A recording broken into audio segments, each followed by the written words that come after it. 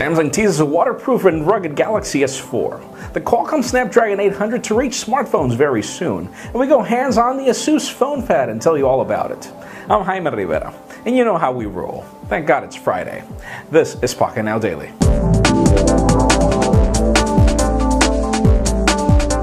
Let's start today off talking about the Asus PhonePad. You know, that Nexus 7 clone that can actually make phone calls.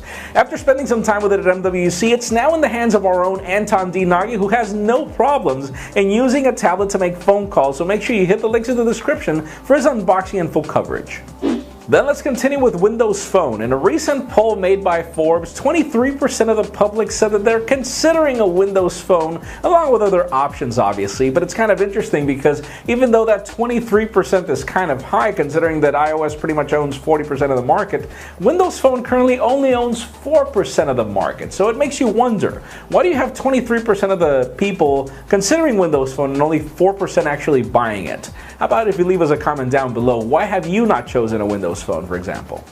Now let's move over to Google Play. You know, we found it kind of odd that we noticed about a couple of weeks ago that both Facebook Home and the Facebook native application for Android actually updated themselves without your consensus or the Google Play consensus, which is kind of interesting if you consider what Facebook is doing to try to move Android away from the ecosystem, just like Amazon is doing with their own products. But, well, as expected, Google already made their move, and they've recently updated the policies to Google Play where applications are not allowed to do this without the consensus of the Google Play Store. In the typical way, you get the update notification and you update your application, so it begs to wonder, what is Facebook's next move?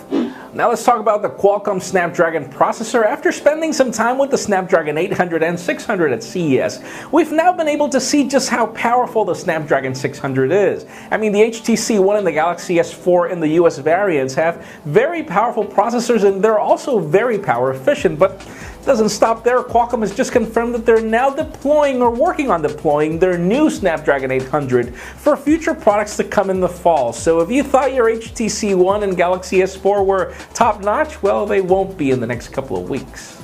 And finally, for the interesting news of the day, the Wall Street Journal has just discovered that Samsung is working on bringing a Galaxy S4 that's both rugged, waterproof, and dustproof. And they're apparently going to call this the Galaxy S4 Active. And you know, it's kind of interesting because apparently the company is not working on bringing you an ugly Galaxy S4. Apparently they'll do the same thing that Sony did with the Xperia Z. They'll figure out a way to make the phone look exactly the same, but also be rugged, waterproof, and dustproof. And it's kind of interesting. I mean, we still don't know if this device will retail for a much more expensive price, but that leads me to the question of the day. Would you like a ruggedized phone? Meaning, would you even pay more money if you had the option of getting an HTC One, for example, in a ruggedized version? In my particular case, to be honest with you, I thought that in 2013 all phones were going to be waterproof. I mean, think about it. Watches are waterproof. A lot of products are already waterproof. We really don't understand why phones haven't figured that out as a mainstream. So leave us a comment down below. What would you want? Of course, as always, for an earlier scoop of everything that's happening in the smartphone and tablet world, make sure you follow us on Pocketnow.com and subscribe to our YouTube channel as well. You can also follow me on Twitter at Jaime_Rivera. Please give this video a thumbs up if you like what you saw. I am Jaime Rivera. Thank you very much for watching. We will see you next week.